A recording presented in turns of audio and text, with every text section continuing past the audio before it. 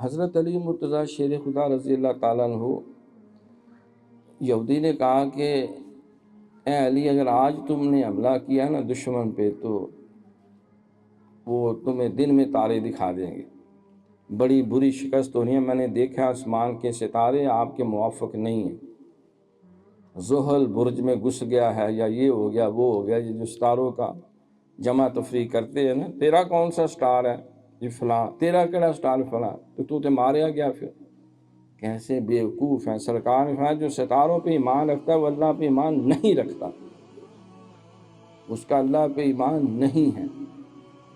ہر خیر اللہ کے ہاتھ میں ہے، وَتُعِزُّ مَن تَشَاءُ وَتُذِلُّ مَن تَشَاءُ بِیَدِکَ الْخَیرُ۔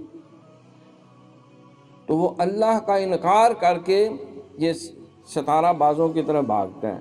ڈھونڈنے والا ستاروں کی گزرگاہوں کا اپنے فقار کی دنیا میں سفر کر نہ سکا، جس نے سورج کی شعاؤں کو گرفتار کیا زندگی کی شب تاریک سحر کر نہ سکا۔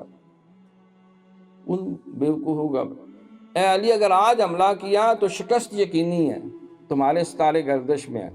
فرمایا میں آج نہیں ابھی حملہ کروں گا۔ فوج ساتھ لی اور چڑھ دوڑے، مار مار کے دھون نکال لیے دشمنوں کے۔ کہاں بلاؤ اس یہودی مولوی کو، عالم کو، اس راہب کو۔ تو کہا کہ وہ شکست والی بات کدھر گئی، وہ ستارہ جو میرا گردش میں تھا۔ کہا جناب میں معافی چاہتا ہوں، ستارے تو آپ کے اشاروں پہ چلتے ہیں۔ کافر کی پہچان کہ آفاق میں گم ہے، مومن کی یہ پہچان کہ گم اس میں ہے آفاق۔